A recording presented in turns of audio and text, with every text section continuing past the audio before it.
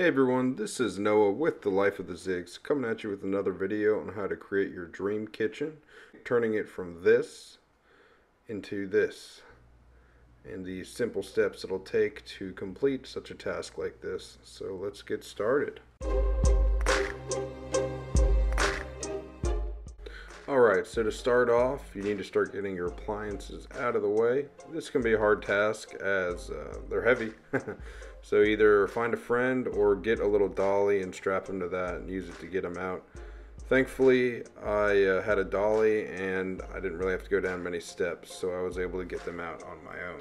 Next thing here is you want to start covering up countertops if you're going to save them. They were pretty new countertops that were put in before we moved in here.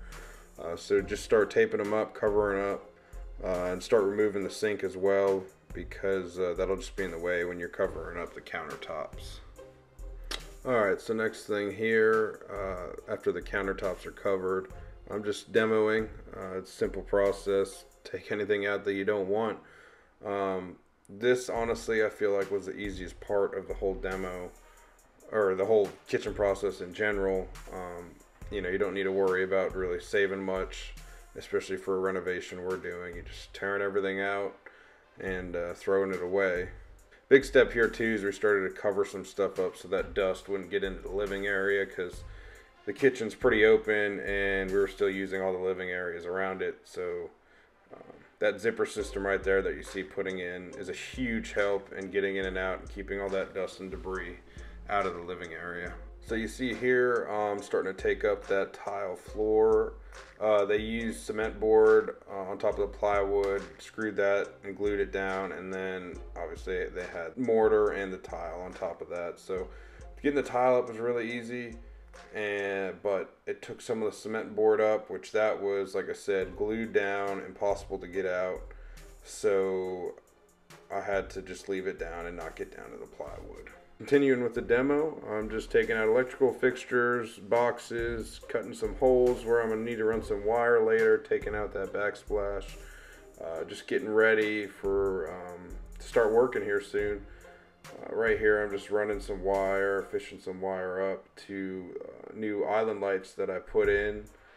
Those were not there before. I wanted to put something over the island and make it a little brighter. So I'm just running up and down the stairs, and then here I'm fishing the wire through. Had to make a hole up top there, which I'll fill in later, but easy to do, easy to fix in order to have a nice island light like that. I also put back up the light that was initially there. It was just too dark and hard to work. But yeah, now I'm getting into taking more of that backsplash out. I just used a multi-tool and cut around it and tore it out. That's the easiest way to do it, and then later on just replace that drywall. It also opens it up so you can start working on those outlets, replacing wire, running new wire, whatever you need to do. I actually took one of the outlets that was there and turned it into a switch for the garbage disposal, and then one was a phone jack that we don't need, and I turned that into just a regular outlet. So I just used the existing boxes that were there and made it work for what I needed to do. Right here I'm just filling back in some spots that got torn up with some self-leveler to make the floor nice and level, because later on I'll be putting a vinyl plank flooring down. Now getting into working on some plumbing here, just cutting out some old valves there underneath the kitchen and replacing the rotted out wood that was under it from a previous leak there. Also cutting out a hole to put an outlet under the sink for the garbage disposal. Also replaced the ice maker valve for the fridge. Again, firm believer that you should just replace all these valves. It'll save you time and money later down the road. Continuing here, most of the demo's done. Like I said, I'm just working on putting some valves back on so that I can turn the water back on and have water throughout the house, because I had to shut the main valve off for this. So the next step here, I'm just going to start filling in that hole in the cabinet right there. Stuff was falling through and getting lost, so decided to just put a piece of plywood there. Now I'm getting into replacing the outlet for the range. I don't have a gas powered range. I don't have gas in the house at all, so all electric power. So did that, tied it into the panel. Now I'm working on the microwave outlet, which again should be on its own circuit, owns 20 amp circuit, dedicated solely to the microwave. And I always like put the outlet right above where the microwave would be for something like that. Now I'm just putting back up drywall, filling in all those holes I got. Nothing special about this, just make your measurements, cut your drywall, and screw back in. I'm all done with all wiring and anything I need to do behind there, so now's a good time to do this and kind of start the process of putting everything back together. On a quick side note here, my workspace is getting real messy, so I'm about to start cleaning that up.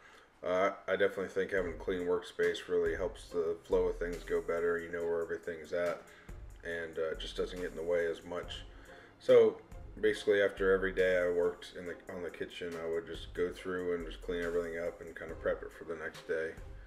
Right now, I'm just spackling, filling in all that stuff. I'm not going to go too crazy with the spackling for the backsplash, because I'm going to put a backsplash up there.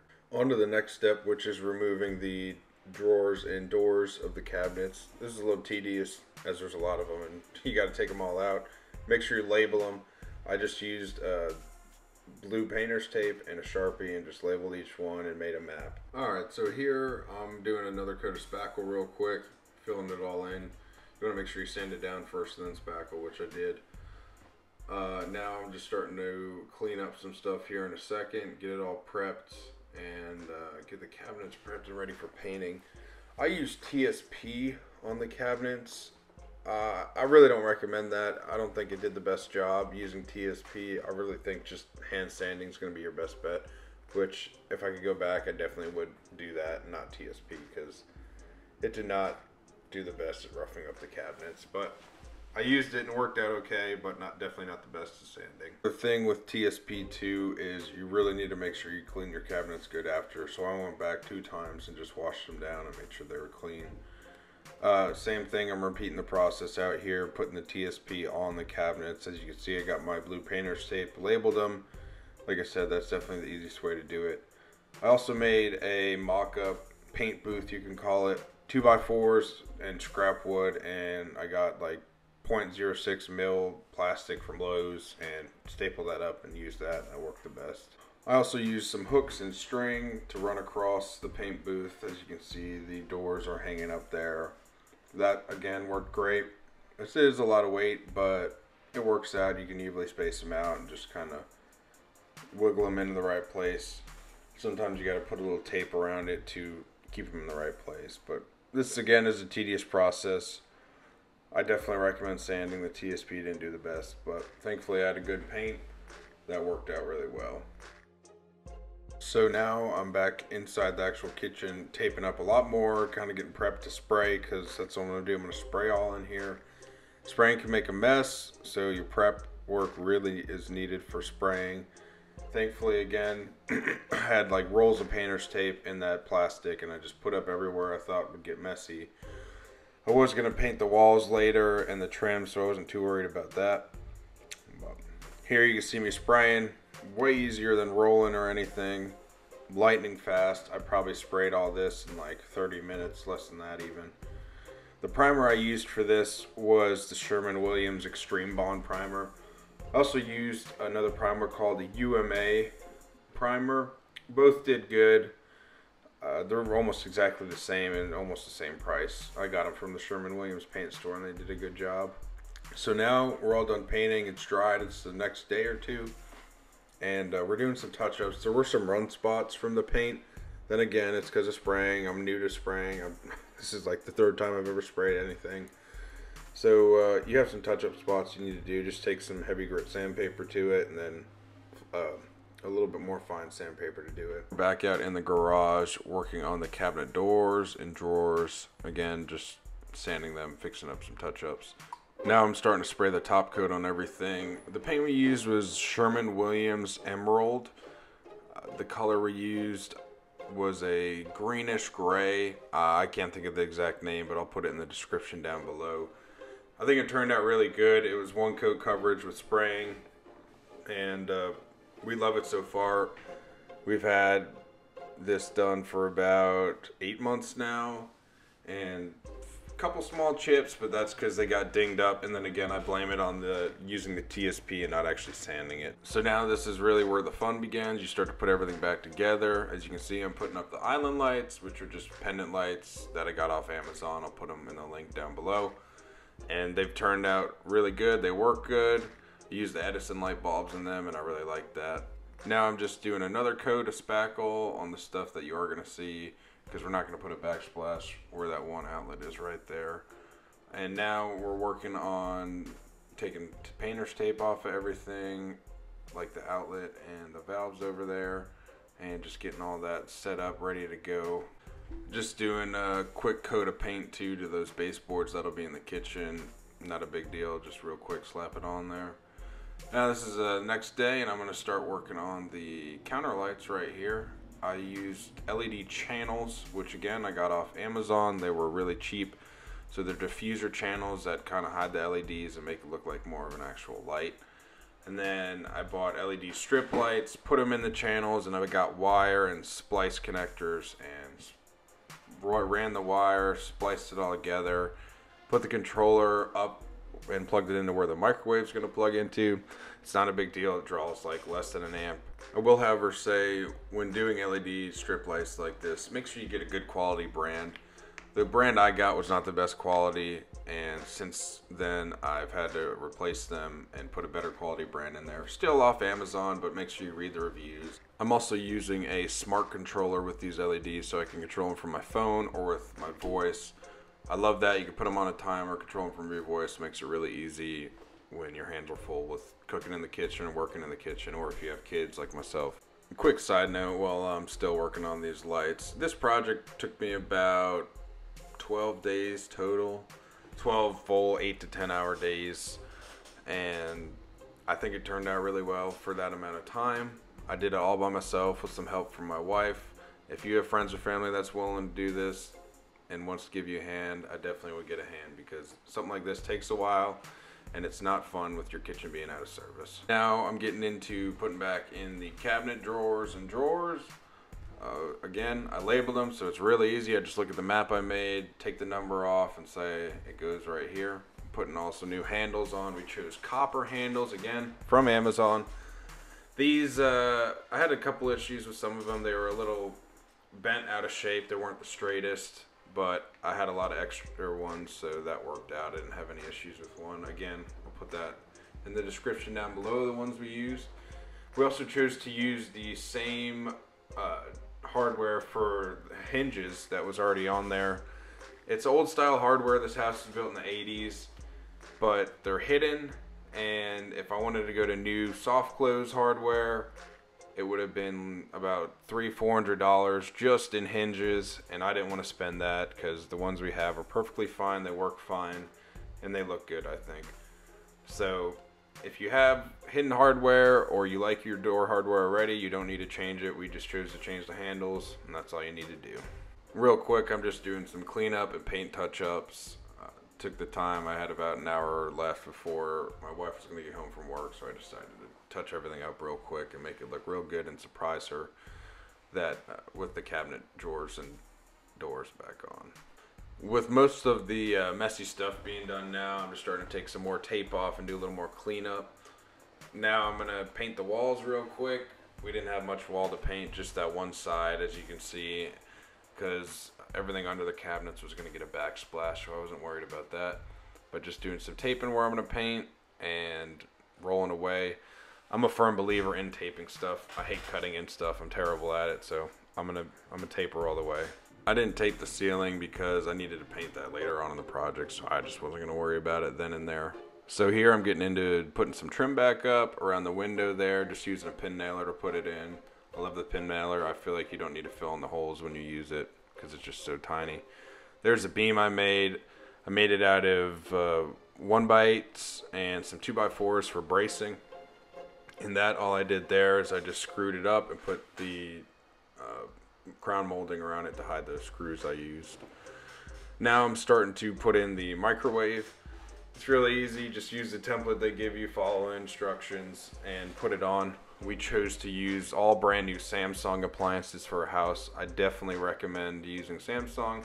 We had good luck with every single one, and they've still been good for us. And they don't break the bank necessarily compared to some of the other higher end appliances. I feel like it's a good medium between low end and high end. Now I'm going to start getting into putting the base coat on the trim there. As you can see, my wife's doing that for me. again, thanks for the help. She was a huge help, and if you can get help, I would definitely get help for a project like this. Again, I keep vacuuming, cleaning up the space, making sure we're clean. Here I'm starting to put down the vinyl plank floor. I chose to use a Smart Core tile flooring. I've put down Smart Core flooring before, luxury vinyl plank flooring before, and this was by far the hardest to put down. The tiles make it really hard to get in the grooves, and you put one in and another one pops out. So if I had to do the flooring again, I'd probably put down just your standard LVP plank flooring, the like 6-inch by 4-foot flooring. The tiles were just a pain in the butt. They kept coming undone. It was really frustrating. It's hard to tell in the video, but it took almost double the amount of time it should have taken. After we got it done, it turned out really good and looked really good, but then again, it was a lot harder than regular vinyl plank flooring. I will say though, I definitely do recommend vinyl plank flooring for your kitchen, because if you ever have a water issue or you just want to get new flooring, it's really easy to take out. We had tile flooring in there before and it was a pain in the butt to take out. And yeah, it may hold up a little better, maybe a little more waterproof, but vinyl plank now, it's just as waterproof as tile now. It interlocks super well, and if there's ever an issue, it takes a mere 30 minutes probably to take all that flooring up if there was. So now I just put in the dishwasher real quick. That was easy. And now I'm on the beam. I stained that with the Minwax stain and put a Minwax top coat on it. Again, I'll link those in the description down below. It turned out really good. I think it was the charred look. I was really happy with that. And it was super easy. As you can see, I slid in the range. That was super easy. You just plug it in, slide it in. No issues there. Floor didn't scratch up at all when I did it. That floor has also held up really well with foot traffic on it so far. It feels also really good to be getting in the appliances now, and because it's really actually looking like a kitchen, and you can actually kind of use it as a kitchen. There I'm putting around the quarter round for the flooring, just hiding all those gaps, because you want to leave about an 1/8 inch of a gap between all your flooring, because floating floors do move a little bit. So I would definitely make sure you leave that gap and use quarter round over top of it. That fridge right there, we were waiting on our new fridge to come, so we just put it back. Our new fridge didn't come till like 2 months later, but it worked out. The new fridge was fine when we got it, and it's been working good ever since. As you see there, I'm just testing out the lights, making sure they're working. Again, smart switches, that's the way to go. It's the easiest, and you won't regret it when you're carrying a handful of groceries in and need to get the lights on. So there, I'm putting up the blinds. We went with standard white blinds. It'd be cool to have the matching green ones, but, and again, it's impossible to get something like that. You have to paint them yourselves, and it just wouldn't turn out good. For the sink, we went with a Delta faucet. I'll link it down in the description below. We really loved it. The past 8 months we've had it, it's worked great, no issues. It was definitely a higher end sink, nothing too crazy though, or faucet I mean. For the actual sink itself, we got it off Amazon. It was hard because it was already cut out there, but thankfully this one fit our needs and fit in perfectly. And I also used metal brackets underneath to help support that sink, because I'm not a big fan of just trying to glue it on there and letting it sit. I really think you need brackets to hold that up there. For the garbage disposal we're putting in, I used an InSinkerator. It was like their mid-range one. Super quiet, been super good. Again, that's going to be on the switch that's right to the right of the sink right there. And I definitely recommend InSinkerator brand garbage disposals as well. So right here, what I'm starting to do is I actually had to move the drain for the sink, because this sink we put in was 2 inches lower. And also the garbage disposal was on there, so the current drain in the wall was not low enough to the ground. So I just put it right through. I have a basement underneath, so that was really easy to do with no issues there. So on this side of the cabinets, we weren't too sure what to do. We didn't necessarily want to paint them, but we were like, you know what, shiplap. Everyone loves shiplap, so that's what we did. We just got some shiplap from Lowe's, went, put it on there, took seconds, just pin nailed it up, and then came back later and painted it. We also put trim around it to blend it in all well together. And I did caulk at the top there to blend it in with the top of the counter there. As we come to the end of the project in the video, I just want to say one thing we didn't get recorded was the backsplash. We use some plastic paneling from Home Depot, and I think you can get it on Amazon as well. We'll link it in the description down below. You just glue it on. Turned out really nice, and we like it a lot. Alright, please remember to like, comment, and subscribe. It helps the channel out and helps me get more videos out like this. With that being said, please enjoy the before and after shots of the kitchen project. Thanks for watching, guys.